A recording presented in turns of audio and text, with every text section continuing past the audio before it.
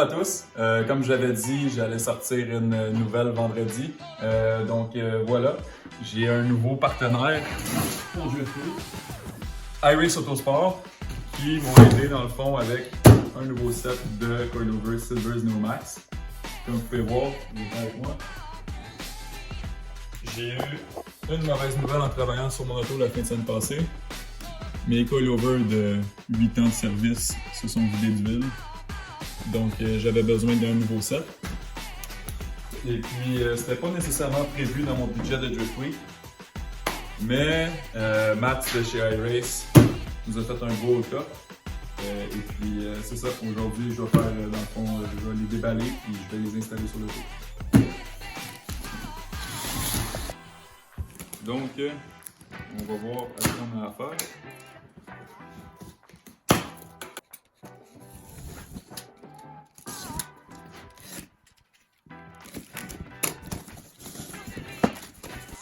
Donc, comme j'avais dit, ça vient tout droit de chez iRace Autosport.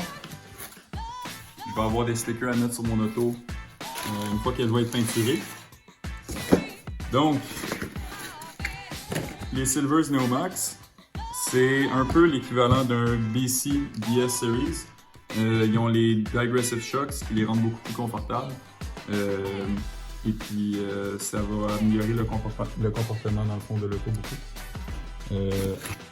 Sont ajustables comme tous les coilovers en hauteur, en preload. On a ici le damper ajustable. Et puis sur les coilovers en avant, il y a les top plates pour ajuster le camber. Comme ça. Super facile d'utilisation. Ils sont très bien faits aussi. Ajustement de camber ici, je ne savais même pas qu'il y avait ça. Avec un bloc, un peu comme les setups d'Ackerman sur les kits d'angle. Vraiment cool. Donc c'est ça, on a les coilovers avant-arrière. Et puis, Matt nous a aussi donné des kits de coilover covers pour protéger les seals de la suspension des éléments. Donc ça va venir protéger dans le fond ici, à l'intérieur, les seals sur lesquels le shaft du coilover va glisser. C'est ça qui a lâché dans le fond sur mon ancien set de coilover. Donc S13, super simple, une 17, une 12. Ici, la top plate, 2 12 mm. Et ensuite, on va en dessous ici. Le choc qui vient là avec une 17 et that's it. Dans le fond, on va ajuster le preload. C'est vraiment simple. Dans le fond, moi je commence tout le temps quand le spring est loose dessus. Puis là, je viens l'accoter juste assez que le spring ne bouge plus. Comme ça. Là, on vient accoter l'autre bague dessus. Et là, je vais tenir la bague ici. Je vais serrer juste le spring. Et normalement, je vais pour l'épaisseur de la clé de coilover environ. Là, tu vois, ça rentre assez flush. That's it. Et on est prêt juste à serrer les bagues. Ici, Silver's ont fait un trou dans la base qui te permet de voir c'est quoi le minimum que tu peux aller en engagement des threads. Bon, ben on est rendu en avant. Super simple. Sur le top ici, 3 bolts 14. Ensuite de ça, pour la ligne à break, moi je prends juste un tournevis plat. Puis on a ici des 17. On va commencer avec les 17.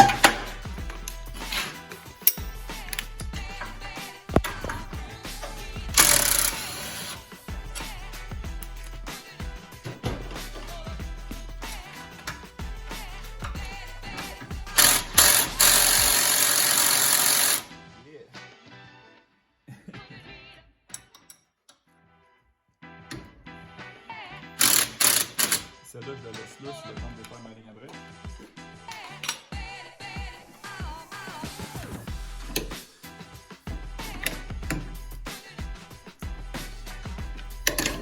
Et voilà. clip comme ça qui glisse en place. Donc, on peut la défaire,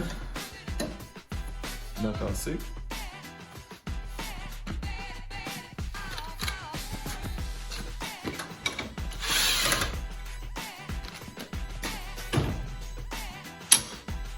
Puis là, tu lèves comme ça et ça débarque. Pas de danger pour la ligne à break parce que la table la tient. Ensuite de ça, on switch pour la 14.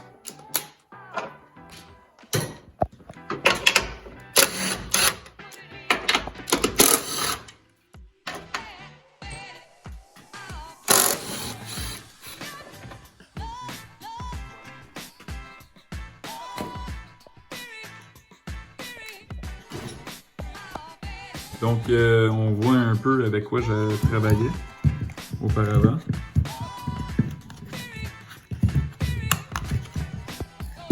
Le coilover c'est pas mal vidé de son huile parce que le seal à l'intérieur ici est fini. Ça se rebuild, mais j'aurais pas eu le temps de le faire avec les délais pour Drift Week.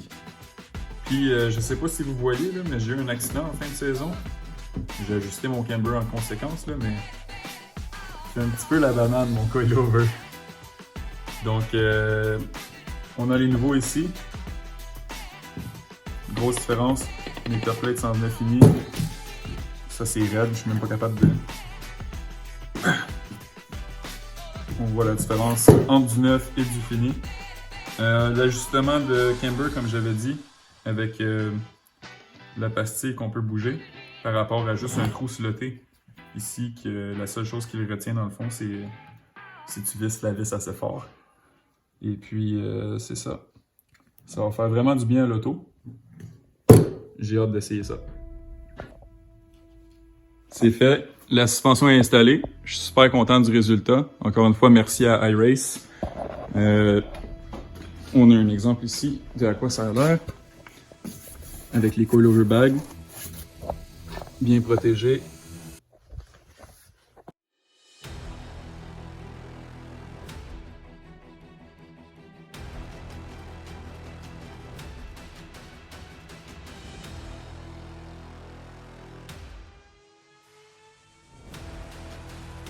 On arrive à la fin de la vidéo. Je voulais dans le fond expliquer pourquoi, personnellement pour moi, c'est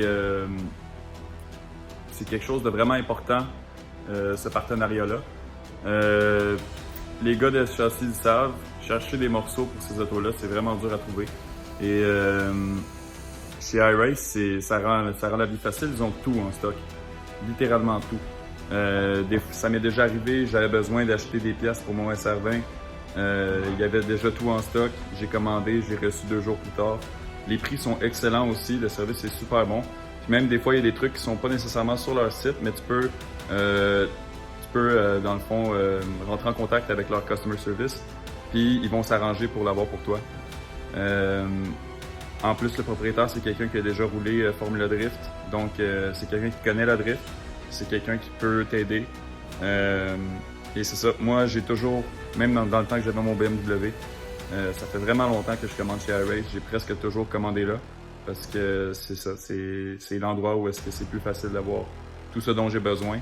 Avec un bon service, des bons prix, shipping rapide. Et puis, c'est à côté, c'est canadien. Fait qu'on encourage local. Et c'est ça. Je suis vraiment, vraiment, vraiment content de pouvoir avoir un partenariat avec eux. Et puis, j'espère que je vais les rendre fiers et qu'on va pouvoir continuer avec ça pour les années futures. Donc, c'est ça. Et puis, on va sûrement avoir d'autres vidéos qui s'en viennent pour la suite de la préparation pour Drift Week. Mais pour aujourd'hui, c'est cela.